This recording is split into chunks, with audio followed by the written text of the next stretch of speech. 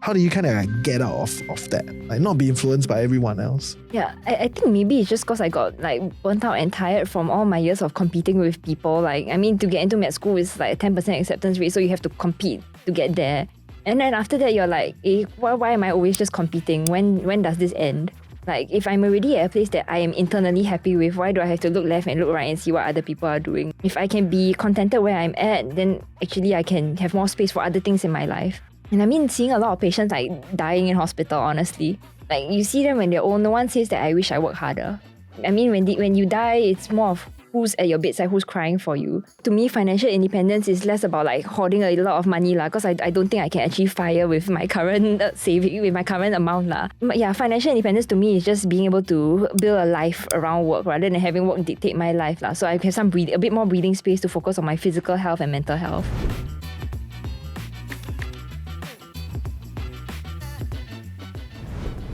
Welcome back to Chills with TFC. I'm your host Reggie, aka your Chief Financial Coconut, and we are back with another FIRE Fast Track story. And I think this one is can say it's like a unicorn myth. Like you always hear like these people where they're high flyers, they're doing well, then they get scholarship, they get all the opportunity. Technically, they're supposed to move out this propeller helicopter, right? And then somehow they will quit, break bond, do whatever, and go and do their own stuff, right? You kind of hear it. You hear that a friend, something happened to a friend, or you have a friend of a friend who did that. But today, you're going to hear the true story of someone that actually was on the helicopter, and then she came off and pursued her whole journey towards FIRE and figuring out life and all that lah. So we are very excited to be in studio with Faith. Yeah, thanks for having me. For our audience that maybe don't quite know you yet, could you just do a short intro? I'm Faith Nadine Choo. I'm a doctor. I graduated from NUS Medicine in 2021, which puts me at 29 this year. Yeah, I'm turning 30. Don't remind me about that. It's okay. Yeah, it's okay. In our corner of the internet, you're considered young. Yeah, this is a safe space for... Yes. We're all good, yes. Yeah, so I actually used to work in the hospital after I graduated during my housemanship year. So I was working like 70, 80-hour work weeks, and we had to do calls, which are this horrible thing where you're like in hospital for 30 hours straight. You're like just working, people are blowing up your phone, you might not be able to sleep or pee or take a shower or like, anything that a normal human would reasonably do. So I burnt out after a while. I was a medical officer after that for a short while. Then I decided to break my bond and move to become a general practitioner in the private sector. So I tried being a full-time general practitioner for a while. That didn't really suit me. And then I decided, I checked my financial situation. I discussed with my family and I was like, hey, I'm going to just work freelance instead. So now I work about 20 to 25 hours a week, completely freelance, unlimited annual leave. And so I've used all this extra free time to take on a crap ton of side quests. A lot. She has a lot of side quests. Yeah, do you want me to start listing my side quests? Yes, share a little bit of your side quests. Okay, so the main side quest that spawned all the other side quests was this blog that I started in 2016 called Chasing Faith and Love. Don't judge the name. It's very... I was a Tumblr girl. So, it's okay. I'm glad you're a Tumblr girl. Yeah. Like we can still find... I give you another 5 years. I'm sure I don't know what the other people are talking already. The next generation doesn't know Tumblr and the old ones also don't know Tumblr, which means you're also young enough. Yes, we are same. Yes. Yeah, so... It started as a Tumblr blog, then I moved it to WordPress. Yeah, I moved it to WordPress where I started writing about life as a medical student. So my first post was in 2016, life as an M1, which is like a first year med student. So the aim of it was not really to, I mean, I didn't expect it to actually go anywhere. I just started writing because I thought that, prospective students should know what they're getting themselves into, and that no one else was writing about it on the internet. So I thought, why not just start sharing my story lah? There's no harm. Yeah. And then I also wrote a post that really took off called how to get into NUS medicine. I just explained the admissions process because there was no one else who had written about it at that time, which was actually kind of surprising. That's a SEO high scoring thing. Yeah, I'm sure. Yeah, correct. No, then suddenly it took off. I got hundreds of comments on that single post. Then I was like, oh my, there's actually demand for medical content in Singapore. So I was like, okay, I guess I have accidentally stumbled into my niche. Yeah, I mean, I always wanted to write more like creative stuff or like poetry, right? But no one really cares about that lah. And okay, maybe I'm not good enough. I'm probably not good enough. That's a different, Yeah. lane Yeah, it's altogether. a different lane. So I was like, never yeah. mind. I'll just double down on medical content. So after that, I just continued writing about my life as a medical student, then my life as a junior doctor. All the way until now, I still write monthly blog posts to shed light about, what's my life like now, what's going on in the local and international healthcare systems, to just, keep my finger on the pulse to let people know, like a quick update, like what's going on in my life, what's going on in society as a whole. And Okay. yeah, from there, that spawned off more content creation ideas. Yeah, I'm sorry for the very long intro. No, it's okay. Yeah, the podcast can have very long. We are long form. Yes, long long form is like form. you talk one. Yes, we're not Yeah. doing like short reels like day in the life. Follow me as an M1 student. No, we're not doing that. We'll talk. Let you talk. Come. Yes. Yeah, so that spawned off another few creative channels. Like, so actually one of the readers on my blog. So most of my blog readers are actually maybe medical students, prospective students, or current doctors. So one doctor, he reached out to me lah. Because he's a postgrad medical student who was actually formerly from Cambridge Law. His name is Isaac. So we actually became friends and we decided to create a podcast together. Yeah, it's called the We Didn't Plan This podcast.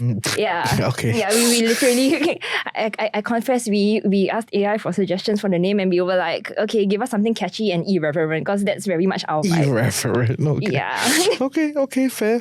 So I guess you do have a lot of things that you're rolling and doing with, book right? and the YouTube channel what else? Too many things. Yes, many things. So I have many questions I want to ask, right? That definitely on the journey, how do you end up here, and like you on fire and all those things, right? Burnout is the cause of the fire. Exactly. But I just want to just hear your perspective on this, right? Like, would you consider yourself to be in a very privileged position to then be able to do all these things and I'm done with this, just so we get that, perspective from you, like how much of your privilege or lack thereof, from your perspective, allow you to do all this? Oh, I mean, 100%. I more than acknowledge that I come from like a very privileged and comfortable background lah. In that my parents don't depend on me financially to give them a lot of allowance or cover their debts or bills or anything. So they are like completely financially independent. So I don't have to devote a lot of my salary to them. And like personal obligations wise, also I don't currently have any debt or like housing loan or mortgages or anything that is a huge drain lah. So that's why I have all this freedom and to pick my own hours and pick my own salary. They just hope you don't give them more problem, right? Yeah. What do you mean? I'm a good kid. Shout out to you. Our parents are forever our parents. Yes, so it is what it is. Yeah, they're like, why are you always doing new why things? you always got new things, girl? Yeah, why you like, always they can't new keep up. ideas, Always. Next time we'll get their perspective. We'll invite them on. But maybe just so we get some thoughts, right? Because recently we did some coverage on like the cost of medical school and all these things. Right? It does sound like medical school or like NUS medicine, right? It's like everyone is quite privileged. To even get to this space, because the meritocratic dream, right? You can come from anywhere, you can be nobody, you can climb up to the apex of society, and then of course some of the channels will be like study law, study medicine, do some of these things, right? So is that true, or would you say that when you were in school, like your surrounding was like people all quite good background? I mean, they don't have to come from like generational wealth, but they are broadly quite comfortable. Okay, comfortable, right? Would you say that that's a fair? Yeah, I mean, so even when I transitioned, so in my primary school, I was originally from Paya Methodist, then I got into GP, then I went to Raffles. Suddenly the backgrounds of all the kids changed, it improved. And then suddenly when I went to like RGS and Raffles Institution and then med school, it's just it's a very consistent, like everyone comes from relatively comfortable backgrounds. I mean, there's a minority who have to struggle a bit harder, but I mean, they are still in the minority lah. Yeah, unfortunately, meritocracy isn't necessarily, Yeah. That's are we another allowed podcast. to say that? Yeah, are we allowed to say that? Yeah, we are allowed to discuss as concerned citizens. I think we have the rights and the platform to discuss, but that's not today's episode. I just wanted, because it's not every day I get like a doctor on set that has done all these crazy things. So I just wanted to get that out of you, right? To get that perspective of how you see yourself growing up and then like the whole situation. Structurally, I would say that I'm definitely more privileged than most lah. And even within medicine, we're all generally more comfortable because no one has to stress about, working part-time jobs to pay the bills, or rather vast minority lah. Yeah. Everyone can just focus on studying very hard. And like, I want to be a doctor, you just grind from like secondary school until now. Yeah, fair. So how much of that then kind of like, because you're grinding, so eventually you hit like a terminal point, then that whole thing kind of like break, right? Because in some ways you're on like focus, fast track, right? This thing, next thing, it's just like a constant track, and then suddenly a moment appears, or I would love to hear that part, because I mean it is the impetus of many things, right? So just now you did talk a little bit about burnout, then how you transit out. Maybe can you give us more meat on that part, like when everything started to crumble? I don't know if it's a fair framing. No, my life has been in some state of like chronic burnout since I was 15, honestly, I feel. Okay, wow. Yeah, I mean the academic system in Singapore just really doesn't leave enough space for, kids to explore their interests, or, not have to be laser focused on grades and exams all the time. I mean, there have been some new policy changes that, are affecting the younger generation, so good for them. Good, yes. Yeah. But I don't wish for things to continue, right? I things have to get better. I think they get better. So I mean, just a PSA, right? I hope that people stop thinking about it. I was like, why back then I don't have? There's always that like, oh, why so good? Back then we don't have. It's good. Good. We are moving down the right direction. We should celebrate for our next gen, right? We want a society we're cancelling generational trauma. Exactly. Yeah. But please share how did things start to unravel? Yeah, so I think a lot of stress was self-imposed, because I'm a bit perfectionistic, and then because you're surrounded by peers who are all grinding so hard. Like, I remember when I was in Sec 1, I was 13, this other girl in my class was like, I need to build my portfolio for like Ivy Leagues. I was like, girl, what's an Ivy League? What's a portfolio? No, like seriously, that's still like a turning point in my life. I still remember that until now, because it was like, you're thrown from a more chill background. Suddenly people are gunning for things, people are working so hard, and you're like, this is the next 6 years of my life. I have to work hard to, outperform them in the A levels. I have to do well to get into the next step, which will lock in my future and my future salary, of course. So, I mean, I was just like, okay, I'll just put my head down, study hard. And then when I got into med school, I was like, heck, I can just like, let go. I thought I was like, okay, I just need to pass my exams. Because I mean, in medicine, if you're not gunning for a very competitive specialty, like competitive specialties would be like, I think, ENT and, the more surgical ones, or like cardiology. Yeah. So if you're not gunning maybe for the those, uninformed, how does this thing, like hierarchy of the medical profession? No, but it's all unofficial. It's like there will never be a guide for it. Okay. But it's just like which ones seem more prestigious than others. So it's not about the salary range in itself. I mean, to be fair, eye surgeons earn quite a lot. Yeah. Yes, I mean, one of the local eye surgeons, I think he owns a yacht or something. Okay. Yeah. I think I know which one. Yeah, we know which one. But yeah, I mean, that's not to say that everyone's in there for chasing money, but it's just that, some specialties attract more academic and more high achieving people. So in order to get there, you really have to have straight A's, you need to be a dean's lister, and you need to like write a lot of research papers during med school to prove that you're very dedicated and committed to that specialty. Even as an undergrad, you have to write papers. Yeah, as an undergrad, everyone knows that you have to write research papers to increase your chances of getting into that specialty, because number one, it gets you you get the professors to know you, so they're more likely to accept you. And then it also proves your commitment and it proves that you know your stuff and that you're passionate about research. Yeah, I mean, it's still an endless grind, right? You thought it would end after A levels, but I mean, I guess we're all just climbing our own ladders like eternally and infernally. Yeah, it's crazy. Okay. But then for you, at that moment in time when you enter med school, you're quite like the every other uni grad, you're quite like the undergrad of like most uni undergrads. Like once you like squeeze in, right, then it's like, okay, we can breathe a bit. I didn't realize med school all this time.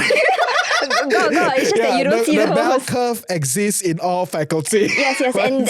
and no, but the good thing about the bell curve in medicine is that we have a government bond. So as long as you pass, you will get a job. Okay, okay. And as long as you don't kill patients, you will be able to keep that job lah. Okay, Yeah, okay. so my mindset was just okay. I just need to become a good doctor. I don't need to become the best. I don't need to become like a top transplant surgeon who earns like millions of dollars a year or saves thousands of lives. I thought, okay, I just need to, be comfortable, find meaning in my work where I'm at, but also not neglect myself. Yeah, because I feel like in medicine, there's a whole concept of altruism. You're putting your patient's needs before yourself. You're putting your family's needs before yourself. But I was like, then if I spend my whole life like serving others, I mean, that's all good. But what about me? Like, what if I neglect myself? But that must be unraveling at some point, right? Because like we've established, probably all the medicine folks go through this like fast track, you just kind of like moving. And like there must be like some awakening somewhere for you to then start to question these things, right? Can you kind of like elaborate on that? Yeah, so I think, everyone has different stages at which they realize that, oh crap, I am burnt out, or oh crap, I can't spend my whole life doing this. I think one of the bigger inflection points in my med school journey happened in like third year where we did a palliative care posting. Yeah, so I saw there was this guy who was maybe around uni, around my age, but he was literally just, sick, lying in bed with stage 4 terminal, I can't remember which cancer lah. He was dying and lying in bed and his mom was just by his bedside. I was like, crap, that reminds me of my own mom and that could be me in some other situation. And I was thinking of all the opportunities in life that he was going to be missing out on just because cancer decided to, come for him earlier than the rest. So it made me think that, what if I spend my whole life just chasing, success or academics or a higher position, neglecting my own personal life, and then suddenly I dropped it. So it was thinking about mortality itself that sobered me up. I was like, okay, I need to start thinking about my own life. Okay. And then how did that kind of play out, right? Like after you started being like aware and started questioning, like, what am I here doing, right? What am I doing, with my life and start to explore this, like what else, how did that kind of then unravel itself? So, okay, when I entered med school already, I had the mindset that I was just going to chill and aim to pass lah. So, like, if anything, seeing that made me more determined that, okay, I need to, start thinking of all my other life pursuits, my creative stuff, the stuff that I'm also very passionate about lah. So that inspired me to hunker down and continue like writing more intensively and sharing with people about my life lah, so that other kids don't end up, entering med school if they're not sure about it. Yeah, because that was also years of their life that they could be giving up if they're not sure. And yeah, career-wise, it also led me to decide that I didn't want to specialize. Yeah, which was why I was able to just walk away and abandon the public, like serving in the public sector so easily. Because if you want to train to be a specialist, you've got to stay in the system, you've got to train within the system for like maybe 5-6 years. Yeah, so I decided that life wasn't for me. When I was given the opportunity to walk away, I was like, okay, yeah, why not just take the chance? You jump when you can afford to drown. What does it mean by giving the opportunity? Like aren't you, because like you then eventually break your bond, right? Yeah. Then the one, not you can just decide one, man. Yeah. How does it work? Yeah. Well, I had to discuss it with my parents first, yeah. Of course. Of course, yes. Honestly, they were saints for like, supporting such a crazy decision. It's like, why would you let your kid walk away from, becoming a specialist or, at least investing more into a career that she worked so many years for? Yeah, because if you think about it, the investment is high lah. Not so much financially, but the amount of time. You study for so many years and then university another 5 years. And if you want your career to really pay off, you have to stay maybe 10, 15 years in the public sector. And then you can make a name for yourself. But instead, I was like, heck, I just want to throw it all away. Maybe just so we understand this part, right? All doctors are on scholarship, right? Essentially, right? You're bonded to the system for 5 years. For 5 years, and then for that 5 years, you have to be you have to work in the medical system, in the public healthcare, and then whether you become a specialist, that is like a little bit of your making in that process, right? But then when you decided that, okay, I don't want this anymore, why can't you just like complete the process as a norm? I don't know what is a normal doctor. Yeah, just like as a medical officer. Yeah, just finish it, right? They just like rotate through medical postings and surgical postings until that bond ends. Yeah. So why didn't you just kind of like rotate around? I was so burnt out. I was like beyond burnt out. How many years was this? This one was, so I left about maybe 4 years ago, I think in 2022. Okay. Yeah. So you were barely 1 year into house. Do they barely call it 1 year. housemanship? Or? Yeah, I finished housemanship. Okay. Yeah, and so that's like the traineeship. Yeah, that was the thing. traineeship lah. Then I was like, oh my, this kind of hours, I was clocking like 70 to 80 hours a week. And obviously, if you're in a more intense specialty, you can go up to like 90 to 100 hours a week lah. Sometimes you don't even go home for 3 days straight, from what I've heard. Yeah. Yeah. When my friends told me, I was like, how can I trust you? How can I enter hospital and feel safe that, these guys are good. You may be good, but you're not immortal. Yeah, no, exactly. Like the blood alcohol content of someone who like has had a lot of drinks is about the same as someone who's been sleep deprived for like 24 hours. Yeah. So how can I trust judgment, right? Yeah, and then I'm like, if we're supposed to be caring about health in general, working that number of hours and putting our body through this kind of ringer is not very good for my own health, right? Like, what happens if your doctor drops dead in front of you from overwork? Okay. Yeah. Crazy. So I am sure the audience are a bit kaypoh lah, right? So they want to know, right? Okay, so you are happy, then you want to break the bond, then they want to know how much. Yeah, that's the question. That's the question everyone wants to know. Yeah, that's the question everyone. Is that like can you paint a ballpark just so we? Yeah, it was we like 6 figures can buy a small flat lah. I think can buy a small public flat, not a condo. Sorry. Yeah, but. I mean, on the flip side, I was also able to. We can also recoup it lah, working outside. Okay. I mean, you continue to do your stuff, right? So even after you break the bond, okay. But just so we are clear, is it common? How many people in a batch like breaks a bond rather than just circulate around, be a medical officer, and then bye? Like just so we get that flavor. So I think like I would say majority still become like specialists, but because there's not enough training slots in Singapore for all the graduates to become specialists. So a lot of them get jaded, and maybe after a few years of trying to get in, or after a few years of just working as a medical officer, they get maybe external clinic chains to buy out their bond, or they just pay the bond cost themselves. Yeah, so I mean, I would not say it's common as in the majority, but I think maybe I wager at least 10 to 15% of my medical batch has already left, even though we're not done with the full 5-year bond period yet. Okay. Yeah. So that is like a private medical chain comes and buy private out GP chain or private aesthetics chain offers to buy your bond in exchange for another bond now with them. Yeah, of course lah. Yeah. That's why the medical bills keep going out. There's a lot of VCing going on in this, right? Changing hands. But okay. So it is what it is. You've made your decisions. And shout out to Papa Mama lah, right? Yeah, very supportive, right? Yeah. Well, hope to hear your stories in the future.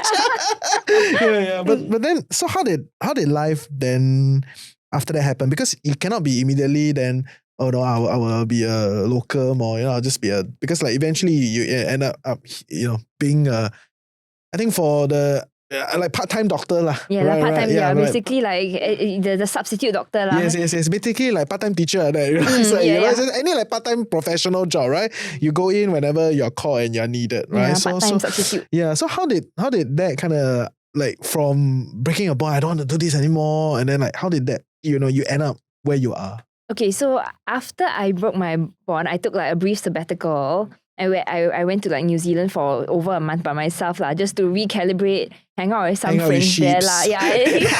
And then I was talking to my friends there, and then I because I have some Singaporean friends who relocated there, and they were telling me how differently life is lived there. People care about work-life balance. People care about knocking off on time. Like even the doctors there, once your shift is over, it's over. There's no expectation to set yourself on fire. I'm sure they set themselves on fire, but not as much as in Singapore lah. Yeah, there's more workplace regulations and protections there. Then I was like, okay, yeah, maybe I did make the right decision, like choosing life over career. Yeah, because life is too short lah. And then when I came back, I worked as a full-time anchor general practitioner lah. Like I signed a contract with a chain for a few months. I tried it. I was doing 44-hour work weeks again, and I was like, no, I mean, honestly, it was still way better than hospital life lah. Because for me, I love clinic work. Yeah, I love clinic-based work and less like ward work and ward rounds. Like that's not my thing. Yeah, so I was still enjoying myself, but then I was like, why do I still have to apply for annual leave and everything? Because I mean, when you start off, you only have like maybe 14 days of annual leave. That's a privilege oozing out. Yeah. It's like, why do I need to apply for leaves? 不要做就不要做. Yes, called out, it's true. Yeah, no, because I crushed the numbers. This is a in the making. It's like, you're very strong here.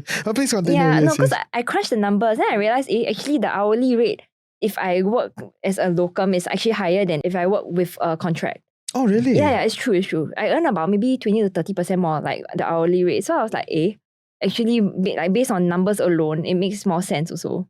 Yeah, so that was what made me like decide, okay, I'm going to just try out freelance life for a while also, just to see if it's a viable, like, viable financially for the long run. Like, is it stable enough? Can I get enough slots? And then how much can I earn in a month? And like, can I suit the shifts around my lifestyle? Because for a substitute doctor, of course, your shifts are less predictable and you might be covering the evening The hours. weird shifts, right? Yeah, you Nobody cover wants to evening do. or weekends. Yeah.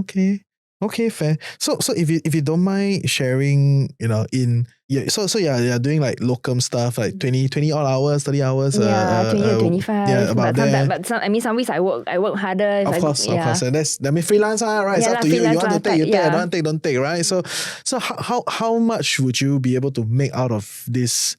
If you don't mind sharing, a month, how much can you make out of like such way of life and work?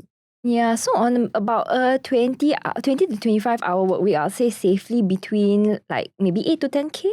It's comfortable lah. It is very comfortable, right? Yeah, I mean, it's definitely a huge blessing that we are able to do this arrangement lah. Of course. I don't take it for granted. Yeah, no. But you also went through the medical grind lah. Although you stepped out of it, but you completed it. Technically, you did finish all the training. I completed, like a bit short. I suffered a bit less than the others than everyone else that was around.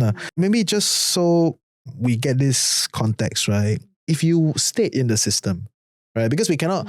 I'm sure the lay. Yeah, they don't know for us, we listen. It's like, it's not bad, right? A lot of the professionals around, the median wage for uni grads, I think about 8.2, right? So it's quite good, right? Like, but then how much are you walking away out of, relative to like some of these other doctors, like how much are they making relative? Yeah, so I mean, okay, there's the short-term calculation and the long-term calculation lah. So for the medical officers, my peers currently who are maybe about 3 to 5 years post-graduation, they're probably earning about 8 to 10K a month also lah, but working regular hours. I mean, that's because I think the base pay is maybe 8-ish, and then they have on-call allowance and weekend rounds and additional, bonuses from the hospitals. But if you're talking about long-term, those who become specialists, of course, I mean, you've seen the news lah. Of course, a lot of specialists, they can earn a lot. Yeah. So I would say, I mean, if I had been a surgeon, of course I could be earning some earn 6 figures a month lah. But I would say ballpark, I would say most earn like a healthy 5 figures a month. Okay. And then if that is in the public service? For public sector, I think the maxes are maybe 20 to 30K a month, because there is a cap on how much they allow, like, even the top surgeons or the top like cardiologists, gastroenterologists to earn in the public sector lah. But once they go private, of course, then there's the numbers no upside go. Lah. There's the sky's the limit lah. Sky's the limit. Yeah. Fair. Okay, great. So I think that probably reduces the internet backlash. Right. Important, right? People need to know, like, hey, I need to walk away from something, right? Although 8 to 10 does sound. Yeah, I mean, that's the thing, right? Like, my lifelong earnings will be kept at that much versus if you just grind another 10 years, another 5 to 10 years, then your lifelong earnings can really go like that. Mine is just going to plateau. Yeah. I mean, that is the thing of freelance work, right? Whatever it is, it's an hourly rate. More you do, the more you make, and then you cap out on that front, right? Okay, fair. So then, how do you like find like this whole FIRE thing, or how do you get associated, with managing your money and what have you? I think a lot of my close friends, they're also quite savvy, and we all actually talk openly about like money and our expenditure and things. How common is this? I think within my circle, it got a bit more common when all my friends started buying houses and getting married and stuff, like buying cars. Yeah. I mean, okay, almost none of them have bought, only one has bought a car lah. The rest of us are like, it's too expensive, the numbers don't math, Even doctor cannot afford car. Cannot. The COE is already more than our 1 year salary. It's too much can't even afford the car, can't even afford the COE. Right, yeah. Don't try to sell us the idea that it's better for ride sharing. It's okay. The hospitals cover Grab if they go in early enough. So they all just say hospital Grab. Okay, yeah. So we all just got to talking about like money and our expenditure, and then I asked them, how are you guys paying off your housing loans? So like for some of my friends with condos, turns out they're actually able to pay off the entire mortgage using 2 people's CPFs every month. So it doesn't really make a dent on their salary, whereas some are like paying more upfront. Yeah. And I guess I surround myself with friends who are, they don't spend money like water lah. Yeah, no, they're not the paycheck in paycheck out type. Yeah, because I find that that's been very important. Like, managing my own money and making sure I don't surround myself with people who have lifestyle creep. Yeah, because it's really a thing. Like sometimes I see my friends, suddenly I see on Instagram, they eat at like 5-star, like those atas restaurants. And like I cannot afford that. So I that's an $800 bill. Yeah, like straight away, or like their hobby is wine or watches. Yeah. Or like, I don't know, it's some expensive hobby. I'm like, I cannot. I hang with friends who we eat at like kopitiam. Yeah, we eat at kopitiam and coffee shop. And we talk about, where to buy like cheaper groceries and how to budget and meal prep and everything. Yeah. Okay. Yeah. I'm a bit more auntie lah. Yeah. She said, you can say, Correct. She said it. I guess. Yeah. You can call me auntie. Yeah. But so actually your saving rate will be very high lah, right? Like 80%. Yeah. I would say definitely. Goodness, yeah, because I stay with my parents lah. Yeah. I stay with my parents, and then I just take public transport everywhere lah. Because I can pick clinics that are near train stations, so I don't have to go and drive somewhere ulu lah. Okay. So then, what would you say is like your FIRE number, or where you're working towards? Like this thing, everybody has like a number in their head, right? FIRE number. No. So my variant is more like Barista FIRE lah. Yeah, which means I don't have to feel pressured to like save like, I don't know, 2 or 3 million just to be able to retire lah. Because I mean, realistically in Singapore with the housing prices now, I can't confidently tell you a FIRE number lah, because we don't know how much a condo is going to cost next time. Yeah. Fair. So then you are really going with the whole like, okay, let me like have a stable income, and then like I'll deploy, I'll manage my cost. The surplus I will invest, and I'll build my portfolio, and then meanwhile with a bigger float, I can essentially unlock more options lah. I don't need to necessarily work every week or all the time. Like, is that kind of where you're thinking of? Yeah, correct. Like, I mean, to me, financial independence is less about like hoarding a lot of money lah, because I don't think I can achieve FIRE with my current saving, with my current amount lah. But it's more of just having the flexibility to shape. Yeah, no, even then won't be enough. Won't be enough. Okay. You can met it. Yeah. Not enough. Yeah, but financial independence to me is just being able to build a life around work rather than having work dictate my life lah. So I have a bit more breathing space to focus on my physical health and mental health. Okay. It sounds very enlightened. I do want to understand how do you arrive at this thought, right? Because like I'm sure people around, even I can imagine, even though you have left the high intense medical career with a salary like this, the people around you, they're all probably still trying to like hustle.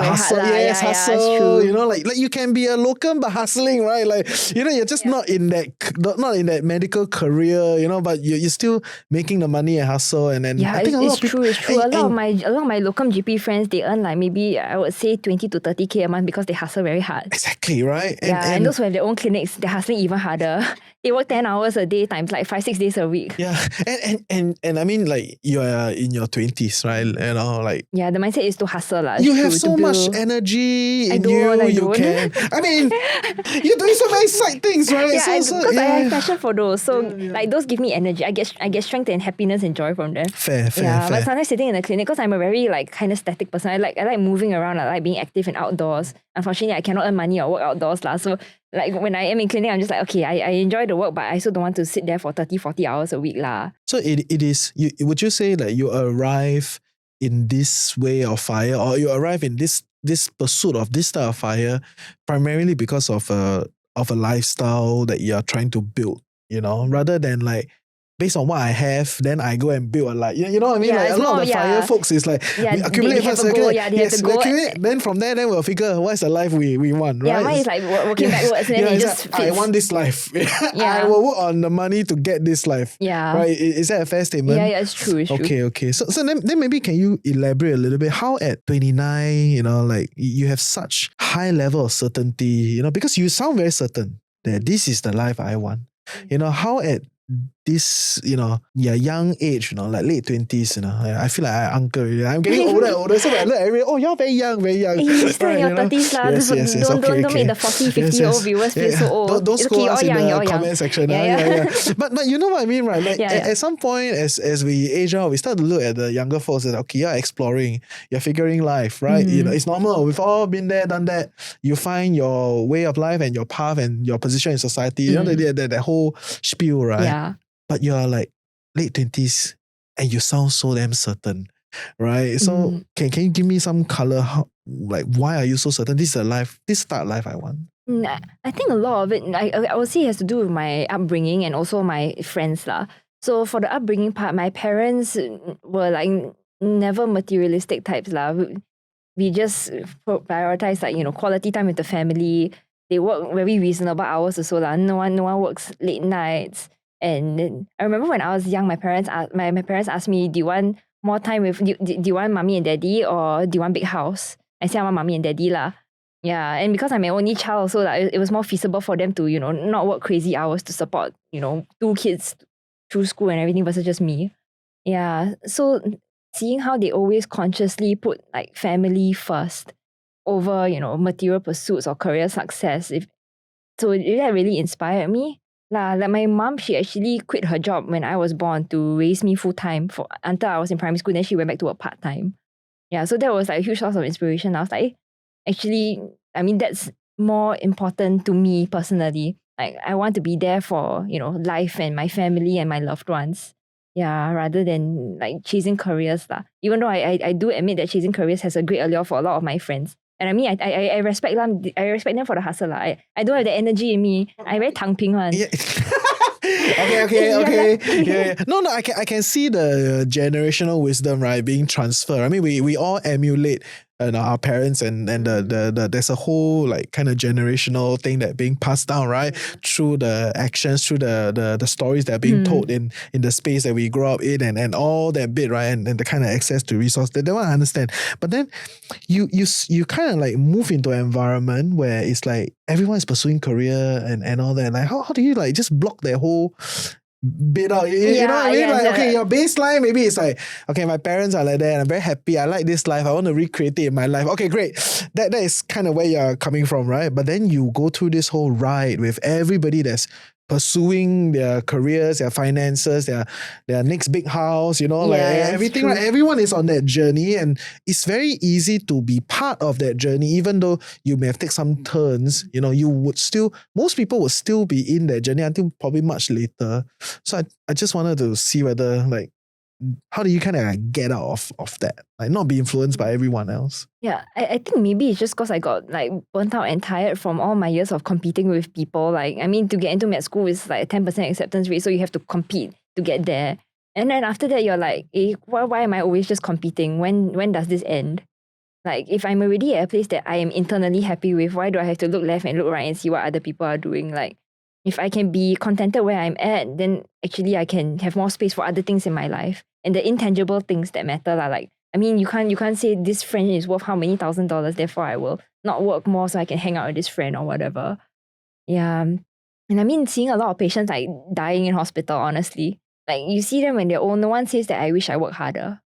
Yeah, I mean, when you die, it's more of who's at your bedside, who's crying for you. If you work so hard, but like you didn't, have anyone to be there for you at the end, or people are like, oh, good, he's dead, Like, I'd rather have people cry for me and like, want to be there for me at the end of everything. But don't you think that journey is a bit early? But you know what I mean? when Like you can kind of like if you okay, of course you never know, but you probability is not. Statistically, but you never know when you're. I don't know. Maybe if I like fall down and get injured, maybe I suddenly can't go hike a mountain or something. Or I can't go hang out, I can't go like diving with friends or... No, I get it, but it's because I'm also seeing this like, I don't know if it's a generational thing, like is it Gen Zs are more open to like, let's just try other things, right? I think we gave up because the economy is kind of bad. It's not as supportive of as compared to how things were, right? Yeah, because like last time, I mean in our parents' generation, they could just reliably work in the same company for 30 years and they would actually be able to build a very nice nest egg and even buy investment properties and whatnot to pass on wealth. But for like our generation, there's so many. You can't even get your starter house easily.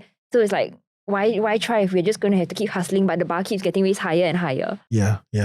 So and I think that's a big part of when I'm trying to contextualize when I talk to the Gen Zs. I understand broadly what's going on. I've also been through that whole meanderish like figuring life and that whole bit, right? But I feel like everybody is a bit too certain, too young.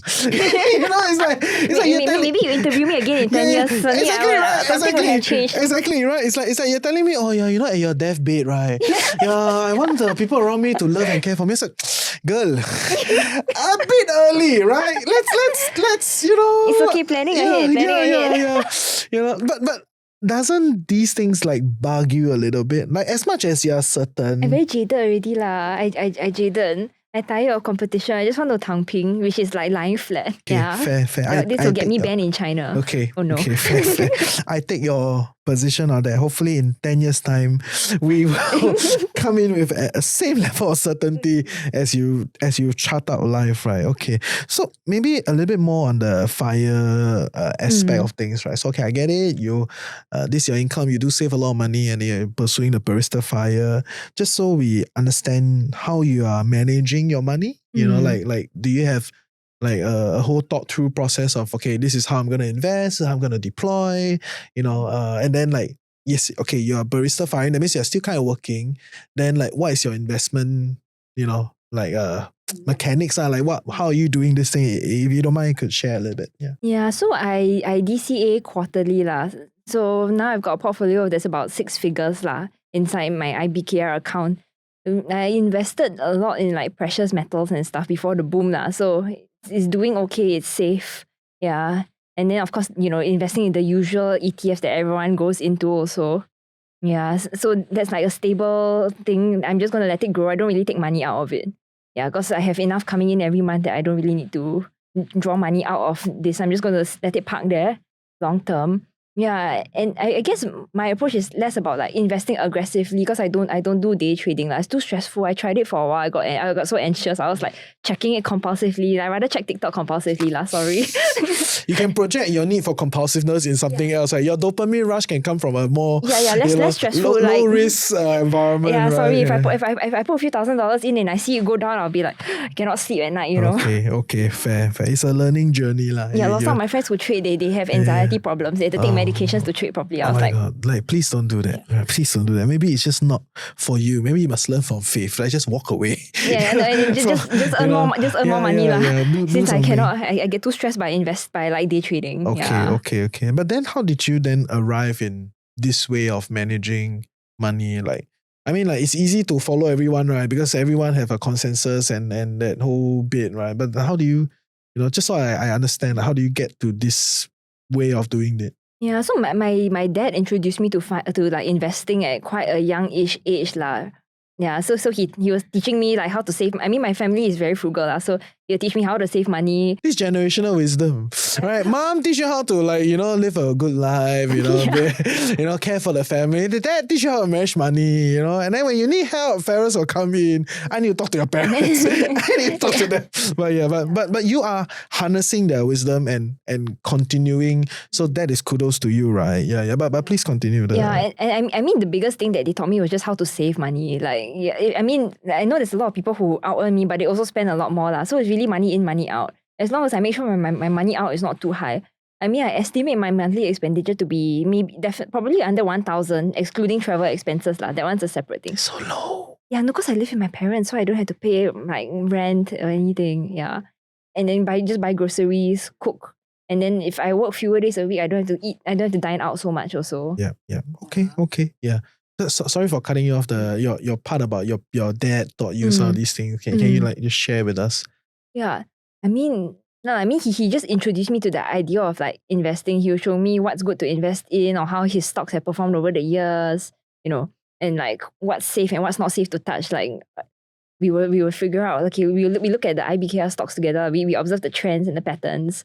Yeah, like the PE ratios and everything. Yeah, I mean, we are not experts lah by any means because he's also not in the finance industry lah. So it's more just learning how things go. Yeah. Okay. Okay, then that's interesting. Yeah. Okay. Then so I guess privilege is real. Sorry, I keep jabbing at that, but you know, it's kudos to you, and you are harnessing all the wisdom. Yeah, I mean, shout out to my parents. Yeah. You know, shout out. You know, next round we'll get you on. But it's and I mean, you can be born into a environment, but you may not, you know, harness it to your advantage, right? So the fact that you are doing that, you have agency in what you are trying to do. So, and you are trying to create that life that you like. And after talking to many people, I do think that you are, for some reason, very certain with the way you lie, and then you went through this whole thing. So maybe I just stubborn.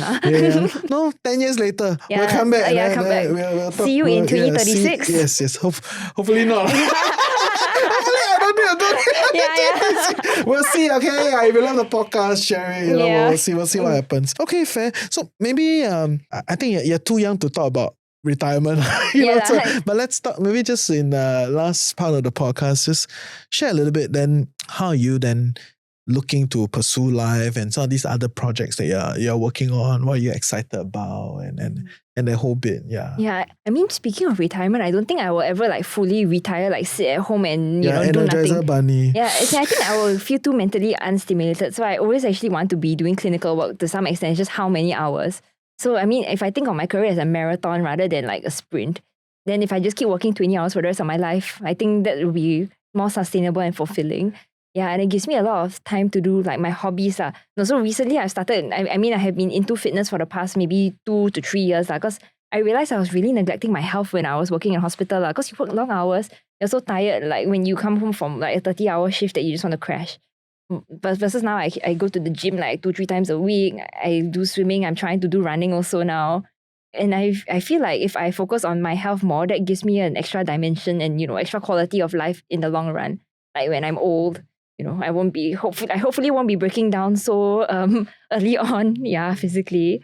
Yeah, and then hobbies-wise, I have a lot of time to do content creation and like I'm working on a book as well.